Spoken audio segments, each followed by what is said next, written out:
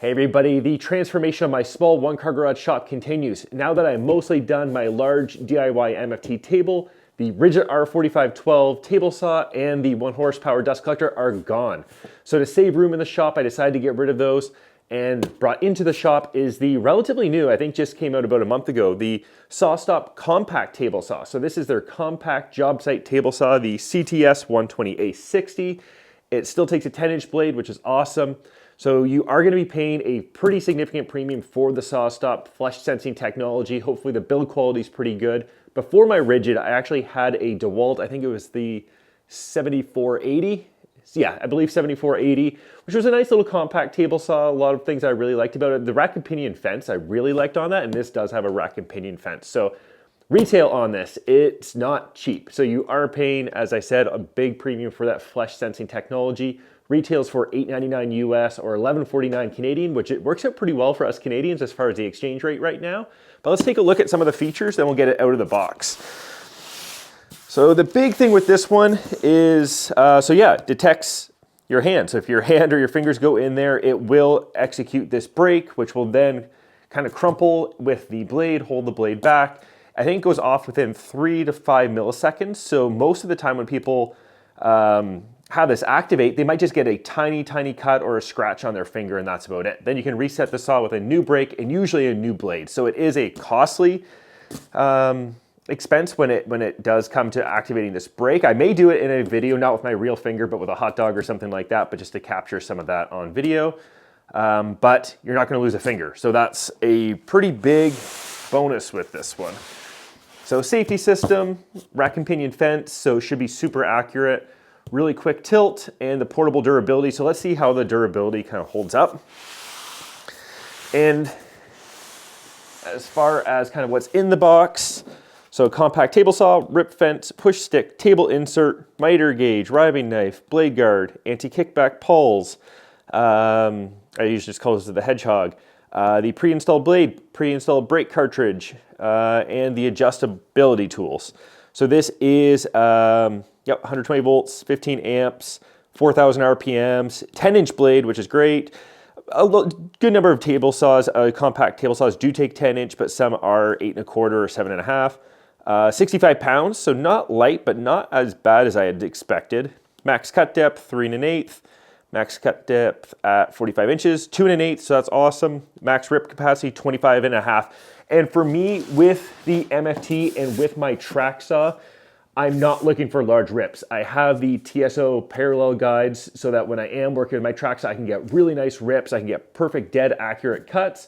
But what I needed was a table saw that really allowed me to work on smaller pieces, build drawers, that sort of thing. So I think this fits the bill pretty well. So let's take it out of the box and see what we have. Manual.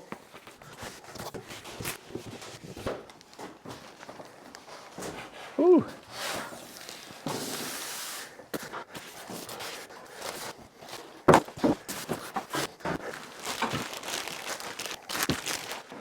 Okay, I'm glad it's out. That took a little bit. It was really tightly packed in there with the foam, but kind of first impressions, and when I picked this up at Lee Valley, I did take a look at the model that they had on display, and I'm trying to figure out what the top's made out of. That is something that I will try to look up. I was looking before and couldn't quite figure it out online. Build quality feels really good. I'm pretty impressed with this. So let's get a little closer and let's take a look at all the sides. So first of all, taking a look at the front. So pretty, like really actually good quality build. I've never seen, and it's not plugged in, so don't worry. I've never seen a button like this. So pull to start, push to stop. Got a little, that must be for a reset. Power button.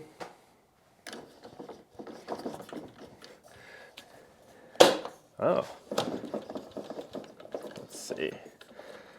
Oh, that tilt is really quite nice. So going to 45. Oh, positive stop there. We'll check that accuracy in a little bit. I just want to see if there's any sort of protection in there.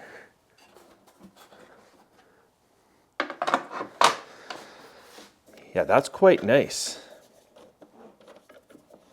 Just want to know how because there's a micro adjust. Oh, there. Okay, that's cool. So I can easily go to like 15 degrees, then just like dial it in. Turning this, that micro adjust is fantastic. And you can go the whole way. This is, and I know my experience with premium table saws is essentially none, but this adjustment and fine micro adjust is amazing. There's also the ability, and I was reading about this online, that if you take out these hex screws, I think that you can then adjust to minus or plus 2 degrees. So you can get to 47 degrees and I think -2 on the other, just to show you. So it even does have the markers for -2 degrees and goes up to 47. So like when you're back beveling and doing things along those lines, that's gonna be pretty helpful. I mean, it's not great that you have to adjust those, but I understand it to an extent. So yeah, that's awesome. And let's see what this is. Oh yeah, that's for the fence. We'll take a look at that when we take a look at the top of the saw. But the fence mechanism's not too far different from what I had on the DeWalt. So it stows away nicely, then you can plop it onto either spots and it should be deadly accurate. But yeah, really nice kind of front on this. So let's go to, whoa. Really nice rubber feet on this. Like if I were using this on this MFT, I wouldn't even have to clamp it down. Like that's, I'm putting most of my body weight against that and it's not moving. So on this side, we have, let's get a little closer. So we just have some instructions in there, which is cool. So that's on, yep, changing the blade, changing the guard. So that's fine. And you can see the dust port here as well. And that's one thing that I don't quite know what I'm gonna do. I don't have the ideal solution right now, other than my shop vac, but it is a 2.5-inch dust port. And I'm looking at either getting one of the small Oneida Cyclones and using kind of the bucket and mounting it that way, or getting the Oneida Dust Deputy, it's a wall mount Cyclone with a bag underneath. So try to figure out which one I want to do with that. So feel free to leave a comment below with what you think. Okay, before we get to the back, let's take a look at the other side. Whew. It is a bit heavy moving around at that height. Carrying handle, it's got cord wrap for the power cord. And I always like it when the power cord has this little piece right there so you can loop it back. For some reason, the Festool ones never do that, and it drives me nuts. But nice to have that on this. Let's go to the back. And this is a really cool feature of this. So it has all the tools in this handy little pouch.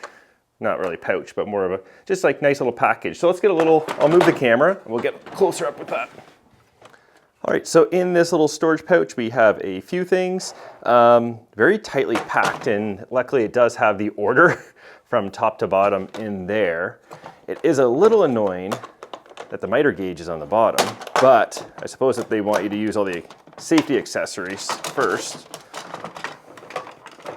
So it's got, oh, you know what, I should look at the instructions here. So it says take out the riving knife first. There.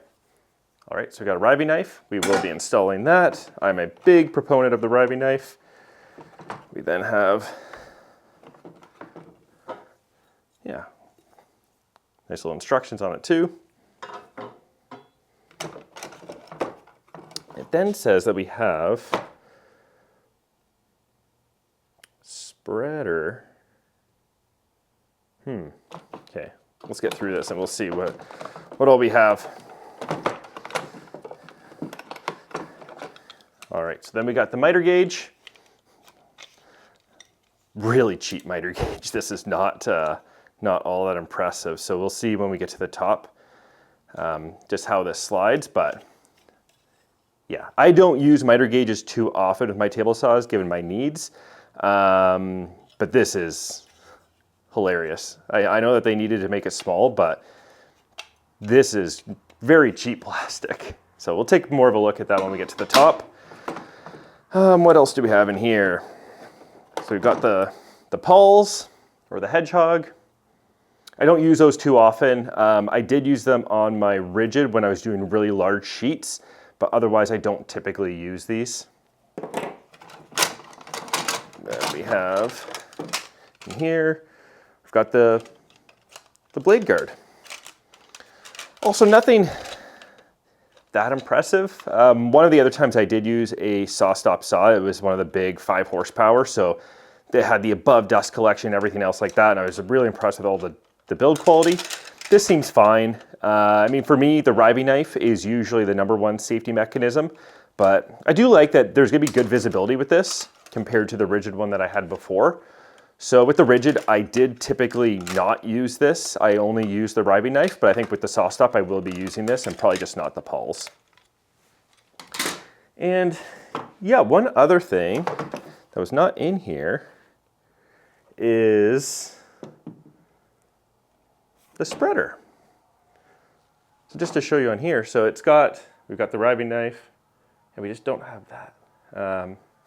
Okay, interesting. It might be pre-installed actually.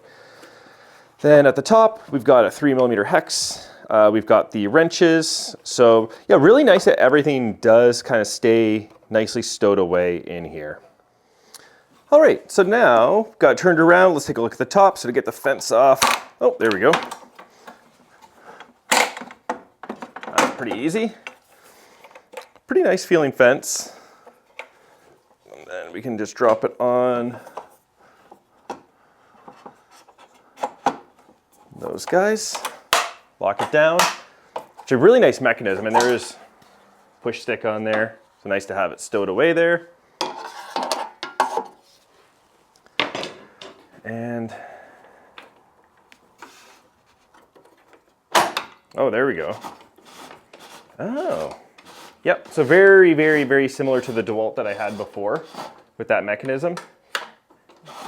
Rack and pinion, it never feels as smooth as like a T-Glide or something along those lines, but the accuracy is amazing. So with the rigid that I had, it was fine, but it would wobble a little bit, and then you'd have to just make sure that you're not pushing it too hard, whereas like this is quite nice.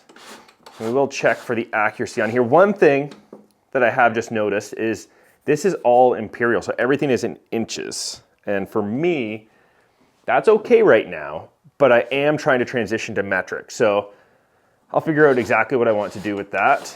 But initial impressions on the rack and pinion is quite good, actually.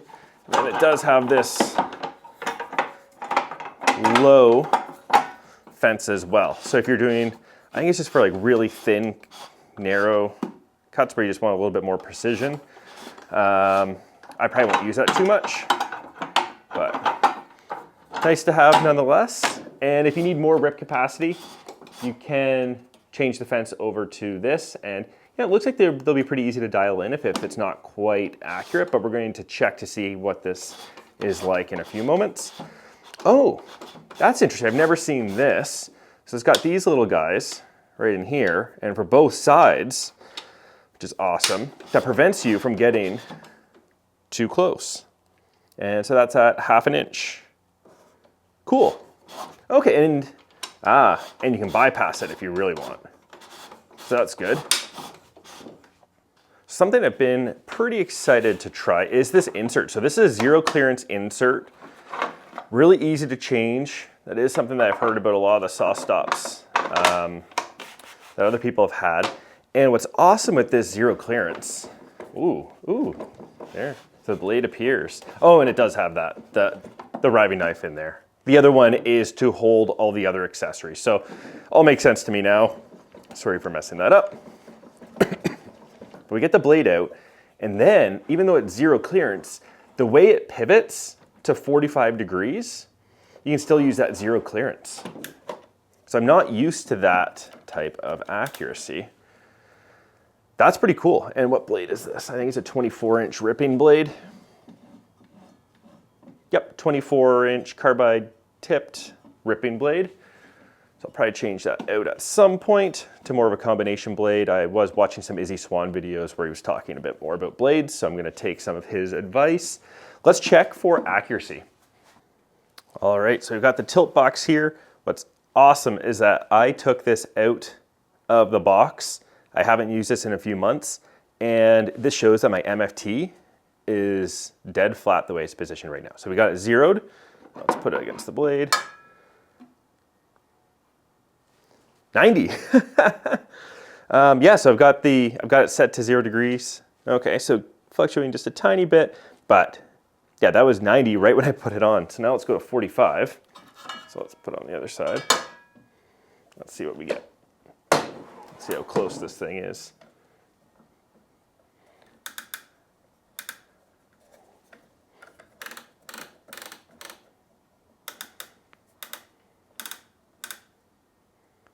There, so it wasn't right on, but that was pretty close.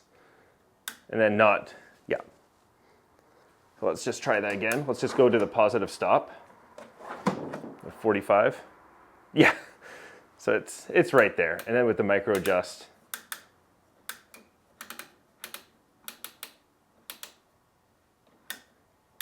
Not too difficult to get it dialed in.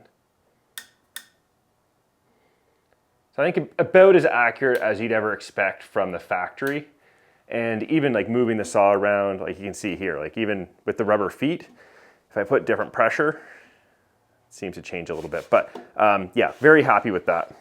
All right, so let's change out this rubber knife and put on the other safety pieces. So insert plate's really easy to get out. And, oh, this is nice. Changing the riving knife in the rigid was always a bit of a pain. But on this one, there's just a little switch. Pull it out. Put in that guy. Wow. All right, never had that be so easy. All right, then attaching the pawls. So just a little hook, and then pull that down. That's pretty easy.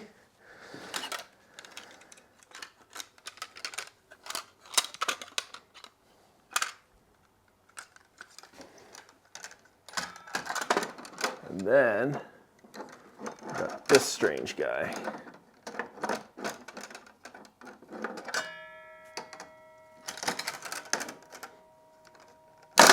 There. All right, and then moving the blade down, because we're not going to do a big cut. You know what? That's a nice little setup. I like that. What I'm not a huge fan of, though, is this miter gauge. There's a little bit of slop. And just the plasticky feel with this. So, you know, for a saw this expensive, this is definitely disappointing. I think it'll generally get the job done, but it would have been nice if this was metal, had some positive stops, had a little less slop. For me, I'm not as concerned. So again, I mentioned that I don't really use the miter gauge that much, and I use a crosscut sled a lot. So I'm going to be making a crosscut sled for the saw, and I'll do a video on that in the future. So disappointing, but not a big deal for me. So something I just noticed with the dust port is that it changes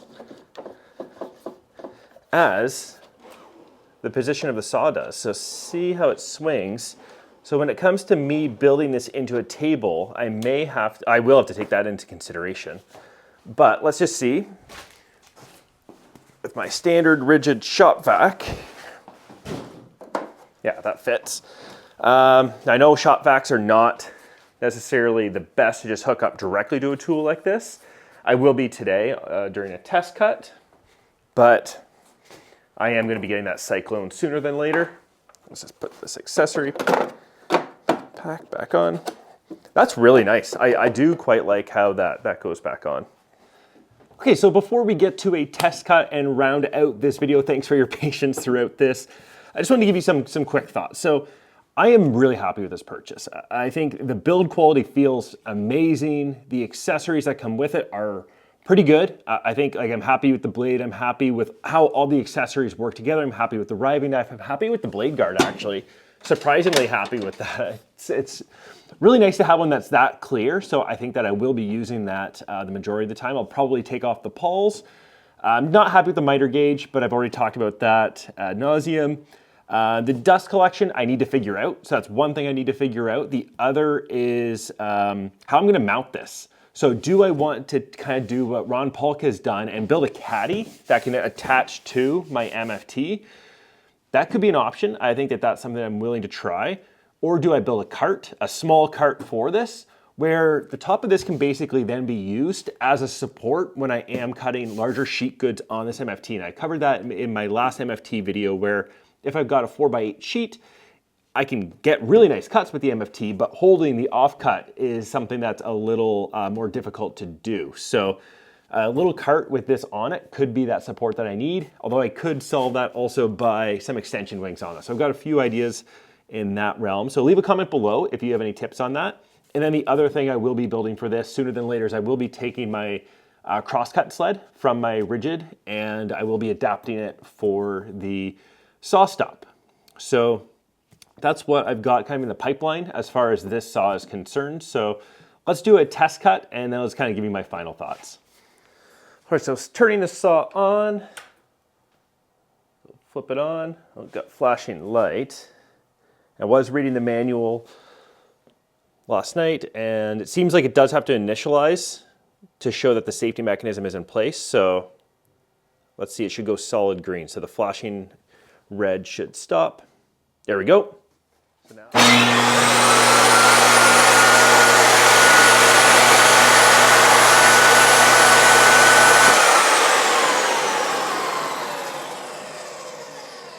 all right, so it's working well. The first few starts are a little jarring on this. I think partly because it is also kind of cutting through a couple of things on that zero clearance insert. Yeah, because I can see a little bit of red. But let's try it again. There we go. Yeah. All right, let's get set up and do a test cut.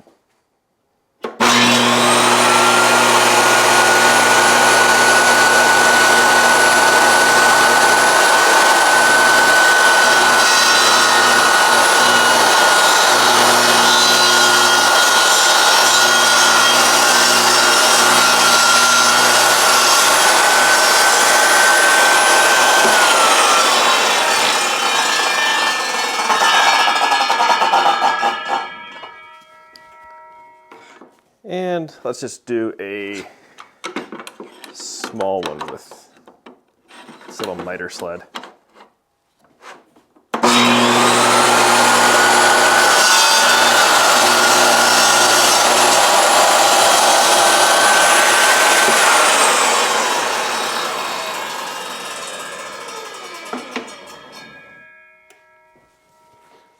All right, so we made the cut and the quality is good. I think for a 24 tooth ripping blade, I am not just happy with the rip, I'm also happy with the crosscut, and the miter gauge was fine. I think it's, you know what, it's probably not that different than what you get with most job site saws. Even the rigid R4512 that I had didn't have a great miter gauge. It was a little better than this, a little more metal on it, but it's fine.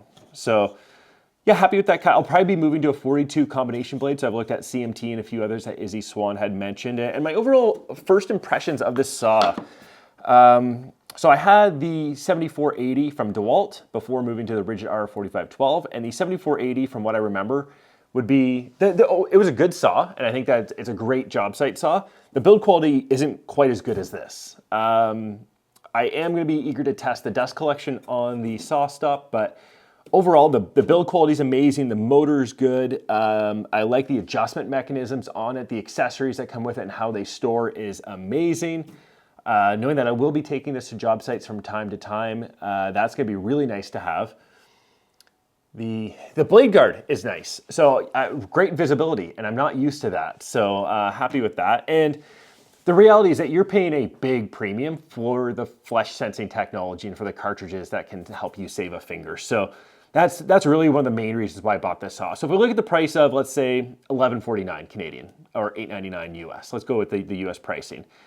If the DeWalt is, let's say, $400, it's probably not too far off of that. So I'd say build quality wise, this is above that. So let's say you take that $400 US and you say that this is worth another $150.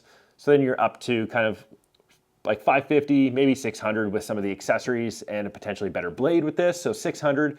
So you're paying, in my opinion, $300 for that flesh sensing technology in US dollars. And for me, just the way that I've started to approach my tools from a safety perspective, both kind of physical safety, but also my lungs and making sure that dust is managed, that's worth it for me. So I'm happy with this purchase right now. I'm eager to try it on a number of other types of boards and that sort of thing. And I will, in a few months, be posting a more thorough review where I go into more detail about what I like, what I don't like, what I recommend that you buy this. But for now, this is that unboxing and first impressions.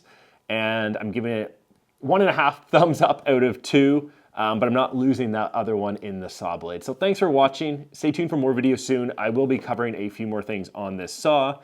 And let me know in the comments below, is there anything with this saw that you would like me to test and put out, whether it's a short video or any sort of other content, I'm more than happy to test it out for you. So let me know, and thanks for watching.